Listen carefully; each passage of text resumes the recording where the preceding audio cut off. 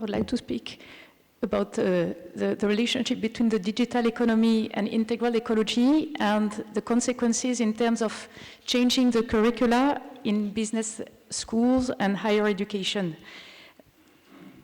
First, just to highlight three major issues related to the future of work, all related to the digital economy, more or less directly. You know probably the work of David Graeber recently, who has done a survey which highlights the fact that according to the data he got, between 30 and 40% of white-collar people estimate that their job is useless or even harmful, which says something about the growing unsatisfaction of many people about their working conditions, even if per se the conditions are not that bad. Nothing to see with the second picture, which is about modern slavery and related, for example, to extractive industries and global value chains related to the digital economy, not only. And then we have the issues that were mentioned also yesterday about automatization and artificial intelligence or and other issues related. So I would like to develop my perspective in three times. First, insist on the environmental damage of the digital economy. Then explain why there are big transformations are needed at the level of higher education. And if I have some time, take the example of the Campus de la Transition, which I created 2 years ago in order to tackle some of these issues. And after having done a kind of benchmark of other similar institutions in other countries.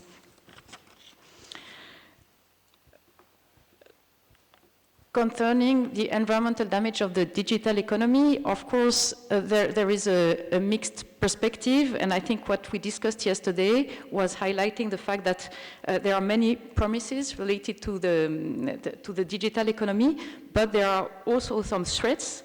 And if I quote what Jean-Marc Jancovici, who is the CEO of a French company, it's called Carbone 4, and also the president of a think tank, who has published a report last year about the problems related to the carbon footprint of the digital economy, he said that the question is whether our IT system is an energy savior or a climate destroyer. So I build on this report from the SHIFT project and on other reports from the World Bank, from the European Commission, another report from 2015, also the work I mentioned yesterday from Philippe Biwix and Guillaume Pitron about the issues related to the minerals and geopolitical issues. About the unsustainable digital overconsumption, it's not sustainable with regard to the supply of energy and materials that it requires. There is a sharp increase in the energy footprint of the digital, which grows annually by 9 to 10%. And this hypergrowth is occurring despite the steady progress recorded so far in terms of energy efficiency of equipment and digital systems. And it has consequences of capturing a gradually disproportionate share of available electricity, which increases the tension on the rise of carbon-free generation sources. So I developed these aspects a little bit. So you see that there is between 2013 and 2018, there has been an increase in digital emissions and probably a doubling of this ratio by 2025 if the data traffic continues to grow by 30% a year. So this IT system has a carbon footprint that is equivalent of the truck fleet in the world. In 2013, it was the equivalent of the air fleet in the world. And in a few years' time, it will be equivalent to the cars fleet in the world. And of course, we have to take into account some issues related to the minerals or metals, and while the share of digital in the overall consumption of some of these metals is relatively modest, for example, for copper, platinum, or gold, it is not the same for others, of which it is the principal user. For example, gallium, indium, tantalum, ruthenium, germanium. And we know that at least 40 metals are present in a smartphone, each in amounts ranging from a few milligrams to a few tens of grams, and also with a dispersive use, which means that sometimes we cannot reuse, recycle all the minerals that are used in a smartphone, for example. And there is an increasing demand for rare and critical metals, many of which are also essential for low-carbon energy technologies, which can lead to a strain on supplies. And of course, it's also increased by China's near monopoly on most of them.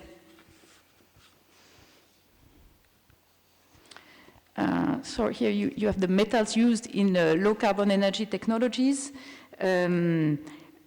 So we can say that this situation can lead to a technological impasse if the growth in needs does not slow down, and this especially as many of these metals are also used in large proportions for the production of equipment needed for renewable energies, such as wind energy or solar energy. And on the other hand, these metals are a source of soil pollution during their extraction, and they generate greenhouse gas emissions. And at the end of equipment life, when the treatment chain is not adapted, it concerns more than half of all electrical and electronic equipment in France and much more in the world. And moreover, most of these rare metals are produced either in deeply unstable countries. For example, 65% of world cobalt production comes from the Democratic Republic of Congo.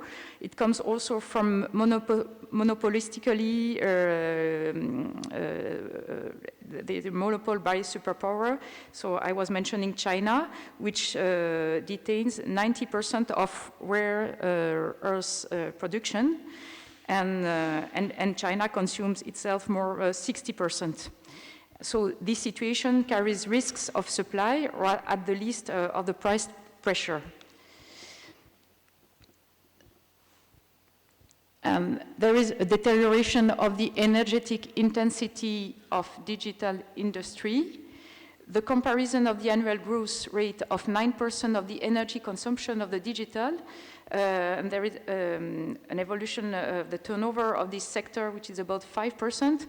It tends to show a deterioration of its energy intensity of almost 4% per year, which goes against the improvement in energy intensity of world GDP, which is currently growing by 1.8% per year.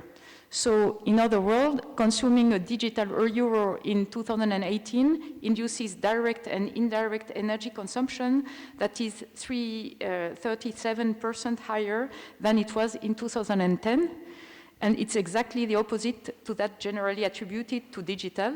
And it goes, of course, against energy and climate decoupling targets that were set by the Paris Agreement. And we can, moreover, see that this has, in fact, no real impact on overall economic performance. The observation of the comparative evolution of world GDP and digital expenditures shows a significant growth differential in favor of digital.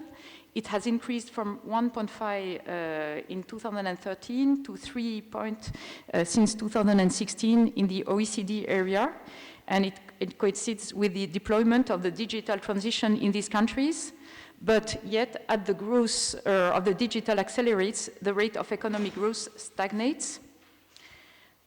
Finally, I would say that the solution consists in promoting sobriety or frugality, I don't know what is the best word in English, as the only way for positive environmental impact. The environmental impact of the digital transition, according to several reports, becomes manageable if it is more sober. And in the SHIFT project report, they speak of the sobriety scenario, which makes possible to contain the increase in digital energy consumption to 1.5% instead of 9% currently. And it does not call into question the very principle of a digital transition. The volume of data transiting in the data centers grows by 17% per year. The traffic on mobile networks by 24% per year. The number of new terminals produced each year stabilizes at the level of 2017, while the markets of the most developed countries are close to saturation. But however, these current trends are not enough to reduce the digital environmental footprint. So a few words about what could be done. In this it's a look on the necessary efforts. In fact, the main idea is that we have to remind that the production phase of equipment occupies a very significant part, around 45% in 2020, in the total energy footprint of the digital, as well as in the carbon emissions that arise. Here you see that the bulk of energy consumption is in the production phase, 90% against 10% for its use, according to some synthetic reports.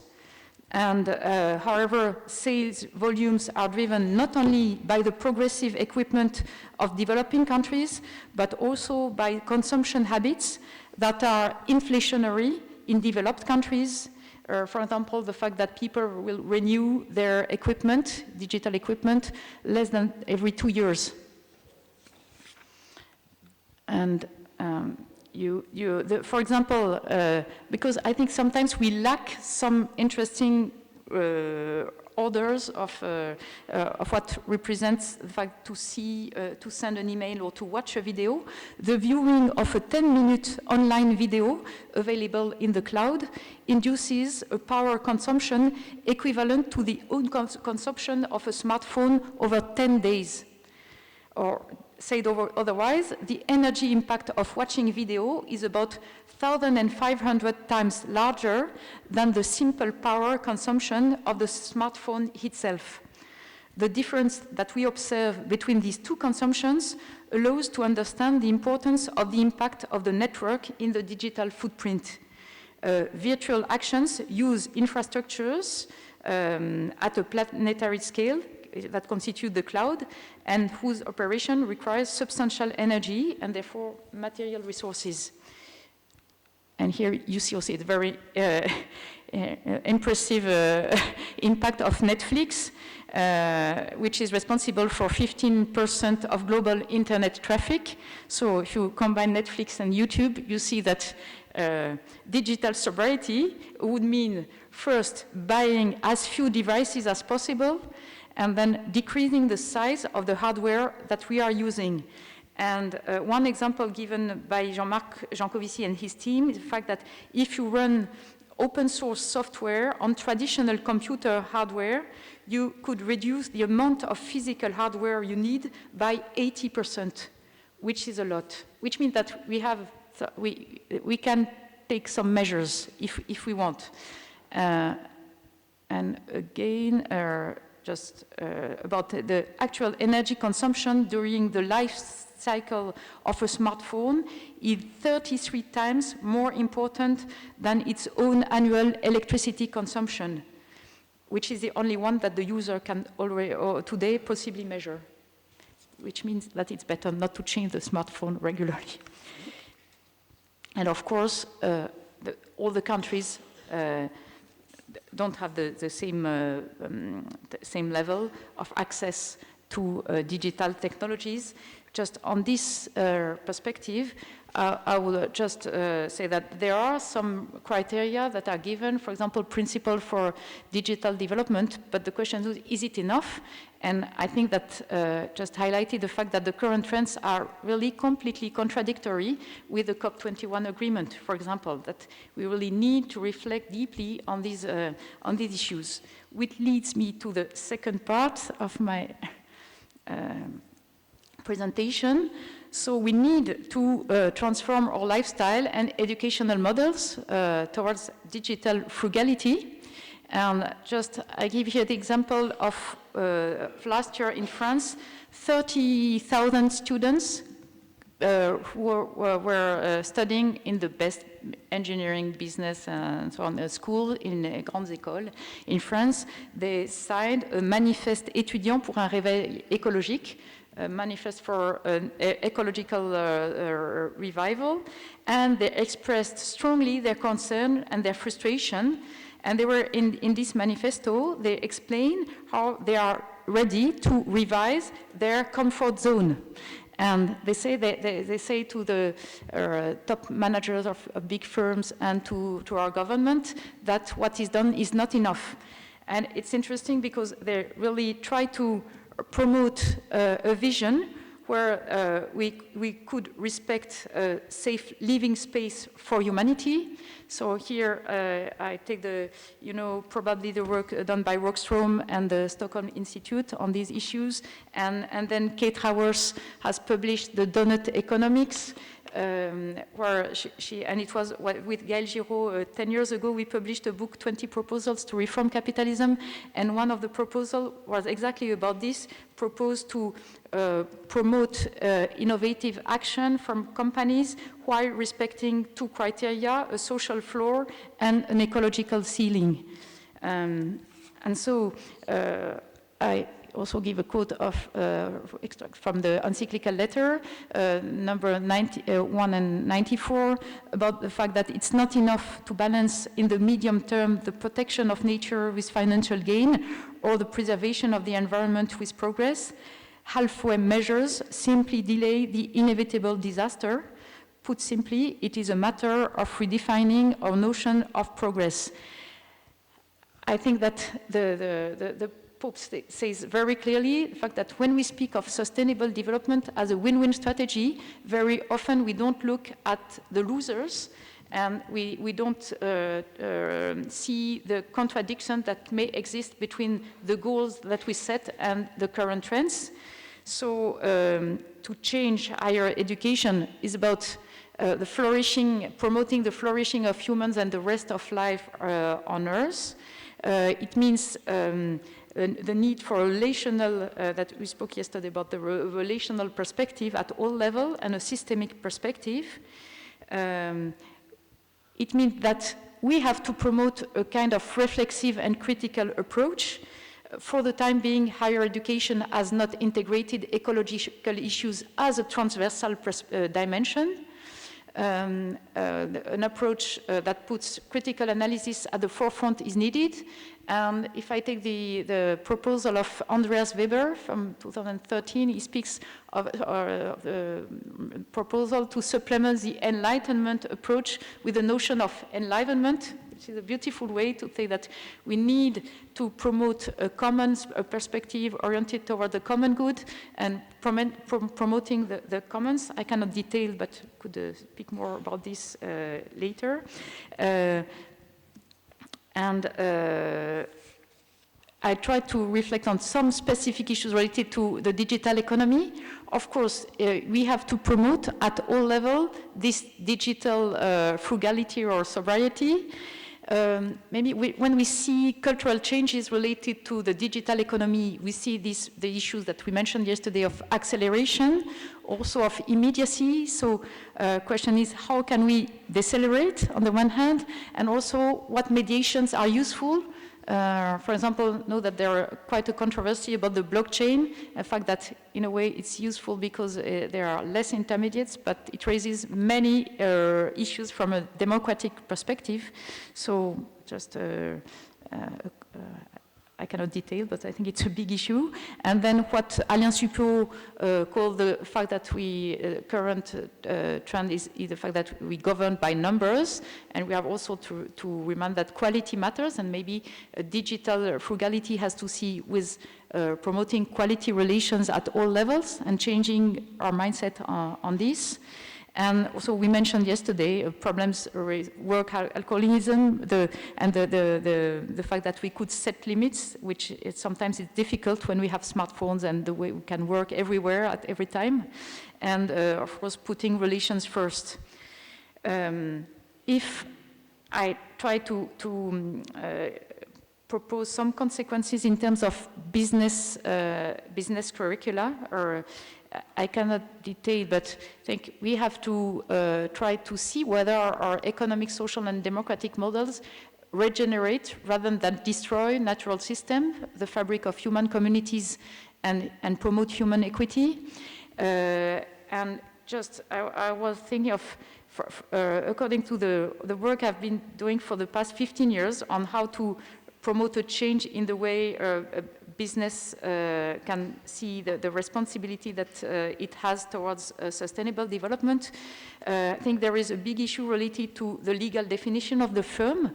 In France, we just had a very small change with the Article 1833 of the Civil Code that changes a little bit the definition of the firm, but then saying that it's not true to say that the shareholders are the owners of the firm, that they just detain some shares, and we could promote a definition which highlights the fact that a business is a common project that has to be financed with profit, but profit can be seen as a necessary means, but not at the objective, and try to see whether the business that is envisioned respect or not climate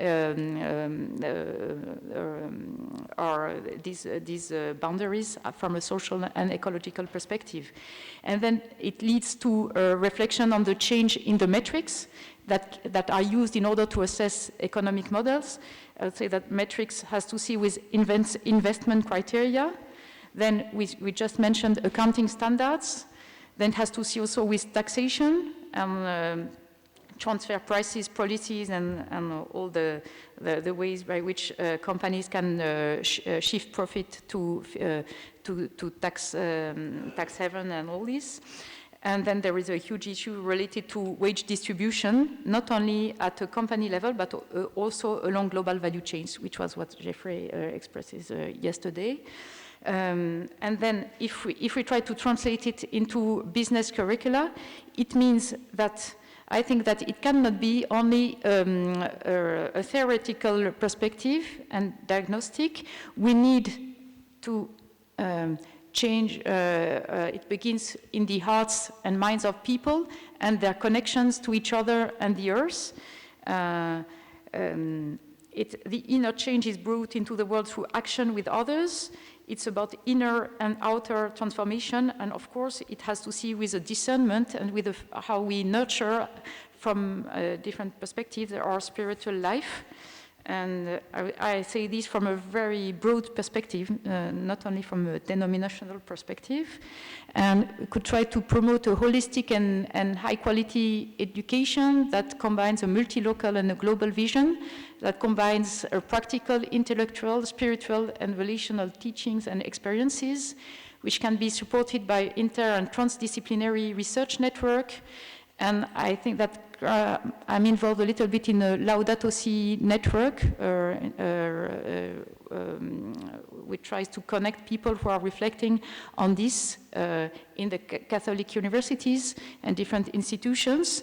And I would like to just to give the example for the next minutes of the Campus de la Transition, which is an a small institution that I created 2 years ago after having discussed with some friends and colleagues in academic institutions, friends also in big companies or in social businesses, and also some of my PhD students and other young people interested in the necessary change.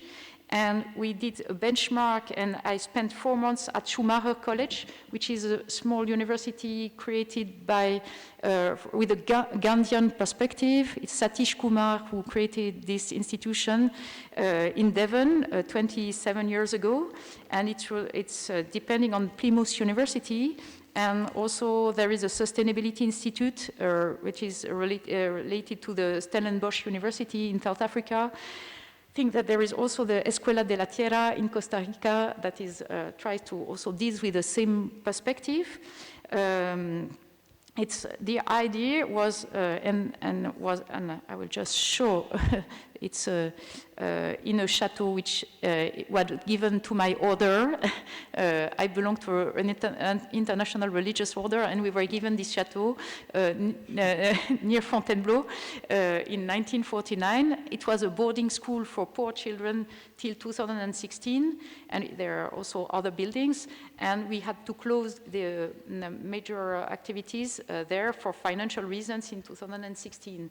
And when I discussed with my superior, telling her that I had this project of creating a small institution in order to train young people from business engineering schools and also professionals in order to really integrate integral ecology within business curricula and economic curricula and business strategies.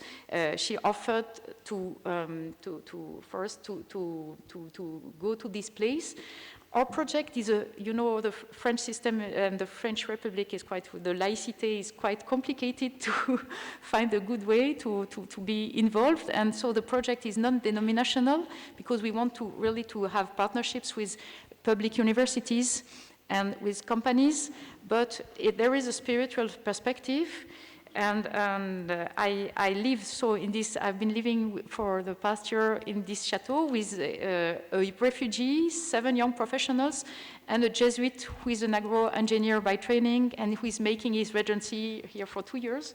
So we are 2 religious in the community, and it's quite interesting because we try to. I just summarize what is written, but it's too small.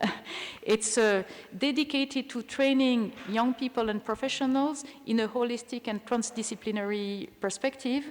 The idea is that we, as is said from a also Gandhian and Asiatic maybe perspective, we speak of a holistic, and not only the head, but also the heart and the hands. So the idea is that every person that comes to the place will take part in the day-to-day life activities, and be there a very well-known professor or any person. So to promote a kind of conviviality, and also express the fact that all of us are to deal with very practical aspects of the ecological transition.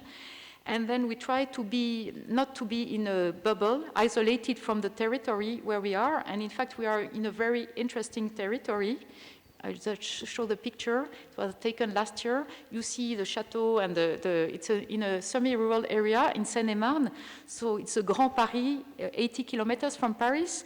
We are 3 kilometers away. You see at the back of the picture, you see there is a town, and it's a 20,000 inhabitants town with many social issues. And in fact, it's in this area that the Yellow Vest movement, the Gilets jaunes, was born. So it says something about the fact that there are mixed feelings about ecological transition. And so we try to work with local authorities, with entrepreneurs, with different associations, and try to promote a perspective where we take into account local issues. And we try, I think one of the big issues with business schools, engineering schools, and universities, that very often the young people that we train are not rooted in the context where we promote a kind of cosmopolitan elites that have the same values all over the world. So we try to train people, helping them to be rooted, to understand what it means to be rooted in a territory, but also to have a global vision and to work at different levels. And we work a lot with the Colibri movement, which is a hummingbird movement, which is a grassroots activist movement in France. But the director of the Colibri movement is very interested in the fact that academics, we reflect from also a meso and macro perspective. And we really try to train people so that some of them can go back to local initiatives, but some others could also take part in public policies, decision-making process, and reoriented business strategies.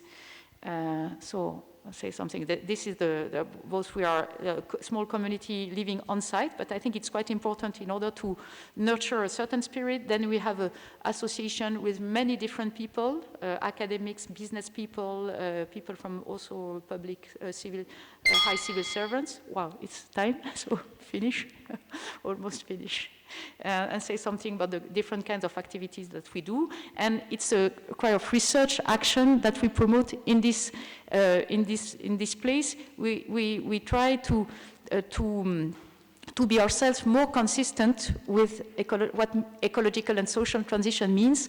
So we try to reflect from an energy and building perspective, from a food and agricultural perspective, what it means to promote multi-stakeholder local development, mobility, and we have a partnership with the Michelin Foundation in order to reflect on low carbon and inclusive mobility in the territory, and this kind of thing. So it's not just, this is just an example, but I'm amazed by the impact that we already have. For example, the Minister for Higher Education has asked us to pilot a white paper, a report on higher education and ecological and social transition. So we are going to work for the next months with 80 professors and researchers, and also some of the students who have signed the manifesto, and to try to see from a transdisciplinary perspective what to reflect on common socle, I don't know how to say it in English, a common vision for any student in higher education in France. I would try to also to have connections with other initiatives in other countries. Well, I think I finish with this.